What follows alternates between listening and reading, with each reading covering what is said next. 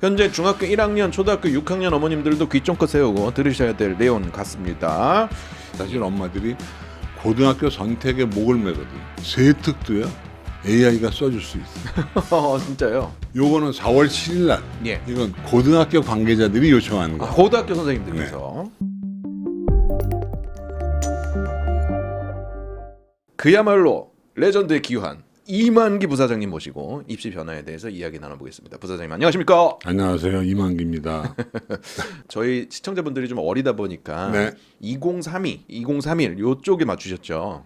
이미 고등학생 거의 끝난 거고, 그래서 네. 이제 초중학생들이 어떻게 전개될 건지 한번 앞날을 예측해보는 시간인데, 예. 요즘에 대통령 선거철이잖아요, 그죠? 맞습니다. 그러다 보니까 이 사람 저 사람 이제 정책을 쫙 정리해볼까 하고 있습니다. 네네. 이 후보자들의 교육 정책도 한번 정리를 하고 또 국교위에서 조금 논의하고 있는 여러 가지 사항들에 대해서 부사장님께서 낱낱이 하나씩 다 정리해드릴 근데 테니까. 이제 이게 진짜로 된다는 보장은 없습니다만 맞습니다. 지금 논의단체. 얘기가 나오고 있는데 실현될 수도 있겠다는 그렇죠. 생각이 드는 거죠. 네, 맞습니다. 잘 걸러서 들으시되 분명히 여기서 실현되는 것들이 있을 것이다라는 거를 참고하시면 좋을 것 같습니다.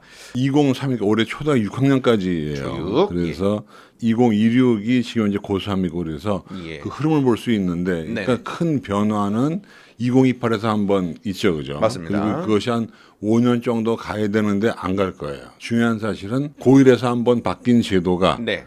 빠르면 중2, 조금 늦으면 중1, 네. 완전히 늦으면 초6에서 네. 한 번 더 바뀐다. 또 하나 정권 교체기잖아요. 맞습니다. 그런 걸 염두에 두는데 일단 중요한 사실은 제가 늘 얘기했지만 제도가 아무리 바뀌어도 국영수 잘하는 애가 좋은 대학 가더라라고 하는 진리는 변함이 없다. 네네. 잘 되는 아이는 어떻게 해도 잘 되긴 합니다만 그래도 우리가 예민하게 교육 정책 방향성과 아이들 교육에 대해서 좀 알아보는 시간 갖겠습니다. 오늘은 2032를 중심으로 그 앞에 것들을 한번 알아보겠습니다. 그 제가 엊그제 예. 그 경향신문에 칼럼을 하나 썼어요. 예. 바라건대 대입제도가 더 어렵게 바뀌었으면 좋겠다. 그래야 내가 먹고 산다 이렇게 얘기했는데 사실은 그렇게 많이 바뀌어도 중요한 사실은 국영수 잘하는 애들이 좋은 대학 간다는 건 변함이 없습니다. 네, 결론은 이렇게 말씀을 정리해보고 어머님들 입장을 정리해보면 국영수가 신통치 않은데 그래도 좋은 대학을 가고자 하면은 입시 정책을 정확하게 이해하는 것도 좀 의미가 있지 않나요? 그 이제 구멍을 찾아야죠, 그죠? 그러니까요. 예를 들면 뭐 내신이 안 좋으면 학종으로 간다든가, 예. 내신이 좋으면 교과로 간다든가, 예. 아니면 내신도 다 이것저것 안 되면 논술로 간다. 이런 그 방향성을 정확히 세워야 되는데 사실 엄마들이 고등학교 선택에 목을 매거든요. 아 맞습니다. 근데 특목고가 가야 돼. 이게 문제가 아니고 예. 어떤 목적을 가지고 고등학교에 가냐가 목적이 아니고 네. 어떤 고등학교에 갔냐에 따라서 대입 정책이 방향이 달라지는 거예요. 예를 들면 특목고에 간다고 치면 정시, 예. 학종, 논술. 일반고에 가면 교과, 학종, 예. 논술, 네. 수능 뭐 이런 식의 양상이 있는데 또 중요한 얘기 중에 하나가 뭐냐면 수정시 통합 논의가 나오고 있어요. 정시수시 통합. 그냥 얘기만 들어도 왠지 뭐 정시로 통합될 것 같지 않고 수시처럼 통합될 것 같은 느낌이 드는데요. 교과의 종합화, 종합의 교과와 예. 그다음에 수능의 내신을 반영하니까 거의 두 개가 완전히 결합한다고 보시면 되는데 2026학년도는 현재 고3 애들이에요. 전공 자율 선택제라고 해가지고 네. 무전공으로 들어가는 거예요. 무전공. 전공 없이. 그러니까 이것도 웃기는 게 뭐냐면 고교 학점제는 진로와 적성을 가지고 과목을 선택해서 진학하는 건데 무전공 제도는 전공 없이 들어가는 거예요. 그래서 대학 가서 전공을 고르는 거기 때문에 네. 학점제랑 안 맞아요. 2027은 현재 고2입니다. 현재 고2는 아무런 변화가 없습니다. 그대로 그냥 흘러가는 거예요. 네네. 옛날 근데 거 그대로. 그렇죠. 그러니까 이제 고3과 똑같이 가는 거고. 네. 근데 의대 정원은 알 수 없습니다. 2028 현재 고1은 네. 학점제가 본격 시행되면서 대입제도가 개편되죠. 공통 수능으로 바뀌고 2022 개정교육과정에 나와 있고 내신 평가 방식이 이제 5등급으로 바뀌는 것이 이제 예. 이때 고1이고요. 현재 중3은 큰 변화가 없을 겁니다. 네. 그런데 중2에서는 변화가 없어야 되는데 없어야 되죠. 만약에 내년 3월까지 국가교육위원회가 어떤 제도를 발표하면 중2도 바뀔 수 있지만 안 바뀔 가능성이 더 크다는 얘기고 현재 초등학교 6학년은 바뀔 가능성이 매우 높습니다. 수능을 서술형, 논술형으로 본다는 얘기가 지금 나오고 있고 이 서술형 수능 채점은 어떻게 하나요, 부사장님?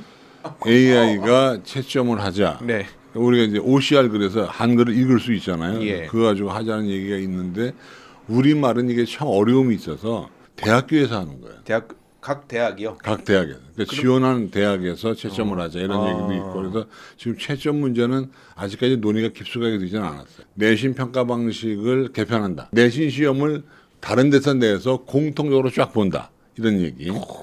수능을 논서술형 본다는 건 구체적으로 답안 작성은 어떻게 된다는 것인가요? 지금 내신 시험에 서술형 시험 보잖아요. 그것처럼 수능에도 보겠다는 거예요. 채점의 부담을 안고서라도 서논술형에 대한 논의가 이루어지는 것 같습니다. 또 수능을 2번 본다는 겁니다. 이틀씩 2번입니다. 2번을 하는데 각각 이틀씩 보는. 예. 그러니까 수능 1, 2로 해서 수능 1은 언어 수리 외국어, 네. 수능 2는 수능 2에서 서술형으로 보자는 설도 있고 그래서 좀 다양합니다. 현재 중학교 1학년, 초등학교 6학년 어머님들도 귀 쫑긋 세우고 들으셔야 될 내용 같습니다.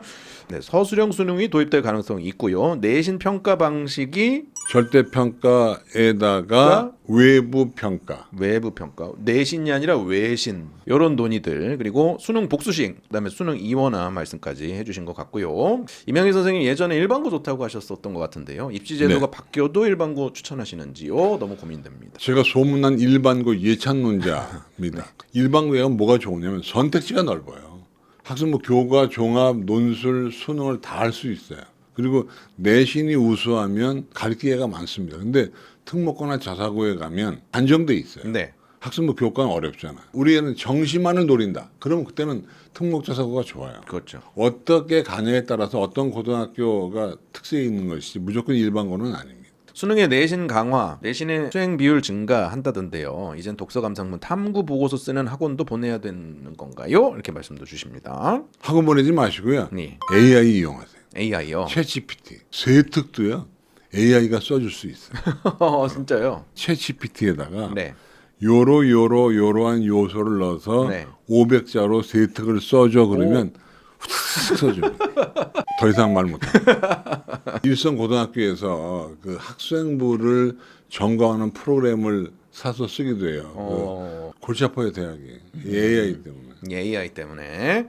좋습니다. 오늘 최고의 꿀팁이었다고. 네. 아 그러면 부사장님 이게 여러 가지 안들, 내부 논의들을 보통 이거의 한 몇 퍼센트 정도가 현실화될 거라고. 저는 사실은 수능 이원은 안 될 거라고 생각하고 있었는데 예. 최근에 흐름을 보니까 얘기가 끊이지가 않아요. 이거 방귀가 잦으면 똥이 나올라나 싶기도 하고. 네.